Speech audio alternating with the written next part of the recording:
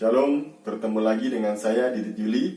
Dalam video kali ini saya akan menanggapi ceramah dari Ustadz Rahmat Baikuni yang berikut ini.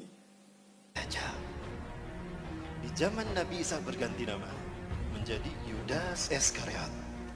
Nabi Isa lahir karena mujizat Allah kan? Kalimatullah, disebutnya kalimatullah. Karena lahir karena kalimatullah.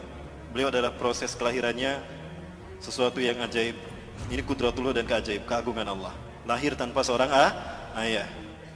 Nabi Isa sejak kecil itu dipelihara oleh Nabi Zakaria.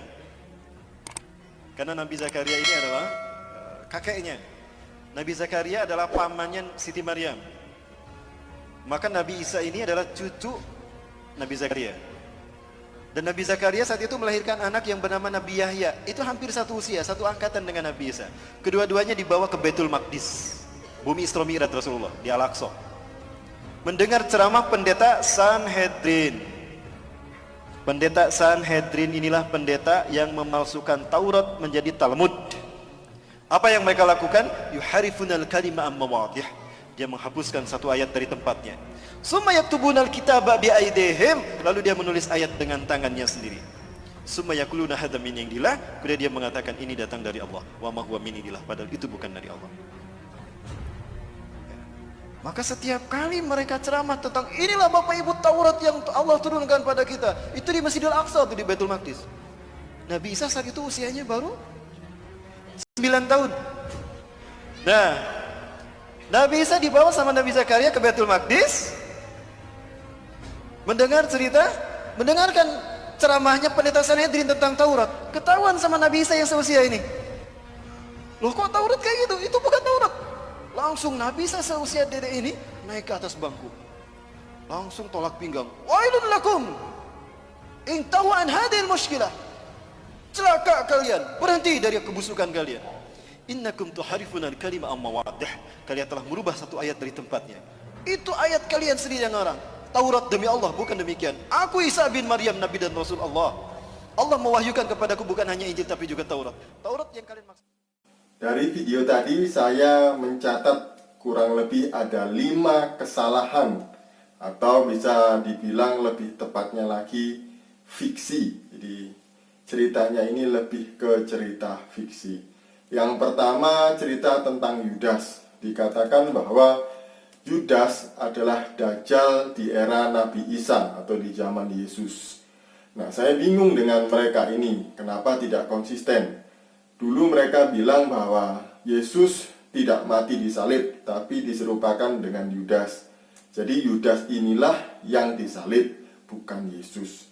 Nah, kalau Yudas adalah Dajjal dan dia disalib menggantikan Yesus, berarti karir Dajjal sudah tamat sejak penyaliban Yudas. Yang kedua, Nabi Isa sejak kecil dipelihara oleh Zakaria di Baitul Maqdis atau di Bait Suci. Dibilang tadi bahwa Nabi Zakaria adalah kakeknya Nabi Isa karena Nabi Zakaria adalah pamannya Siti Maryam. Nah, benarkah Alkitab mencatat bahwa Zakaria ini adalah kakeknya Yesus? Nah, di dalam Lukas 1 ayat 36 dikatakan bahwa Elisabet adalah sanaknya Maria. Bisa dibilang bahwa Elisabet masih kerabatnya Maria. Tapi tidak dicatat bahwa Elisabet ini adalah tantenya Maria atau Zakaria pamannya Maria. Jadi ini juga cerita yang asal. Tapi cerita ini mirip dengan Injil Yakobus, di mana waktu kecil Maria diasuh oleh Zakaria di Baitul Maqdis atau di Bait Suci. Bahkan di sana diceritakan juga Maria ini dinikahkan dengan seorang yang bernama Yusuf An-Najjar, dan selama di Baitul Maqdis Maria sering mendapatkan makanan dari surga. Yang ketiga adalah Isa berdebat dengan pendeta Sanhedrin di usia 9 tahun. Nah, ini juga lucu. Cerita ini mirip dengan cerita Injil Thomas, di mana ketika Yesus masih kecil, dia berdebat dengan guru membacanya. Jadi gurunya ini sampai kalah dan dia malu. Jadi dikatakan di Injil Thomas atau Injil masa kanak-kanak Yesus ini, Yesus adalah anak yang cerdas sejak kecil dan dia juga sudah bisa membuat mujizat sejak umur 5 tahun. Kemudian yang keempat adalah pendeta Sanhedrin. Tadi Ustadz Rahmat Baikuni bilang bahwa Isa umur 9 tahun berdebat dengan pendeta Sanhedrin. Benarkah Sanhedrin ini pendeta? Nah, bukan. Karena Sanhedrin ini adalah mahkamah agama orang Yahudi atau dibilang dewan tertinggi orang Yahudi. Dulunya mereka ini hanya mengatur urusan-urusan agamawi yang berpatokan dengan hukum Taurat.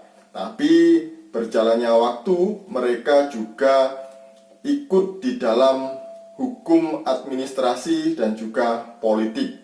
Nah, bisa dilihat di dalam Alkitab bahwa mereka jugalah orang-orang yang menjatuhkan hukuman mati kepada Yesus.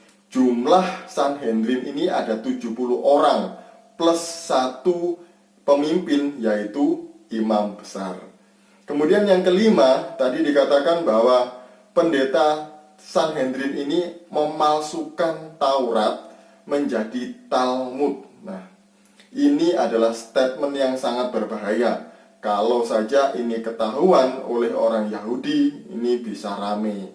Karena orang-orang Sanhedrin ini tidak pernah memalsukan hukum Taurat menjadi Talmud. Nah, inilah kesalahan-kesalahan yang dilakukan oleh Ustadz Rahmat Baikuni. Dan ceramahnya ini lebih menuju kepada cerita fiktif. Demikian klarifikasi dari saya. Ini berkaitan dengan iman saya, jadi saya berhak untuk meluruskannya. Shalom, Tuhan Yesus memberkati.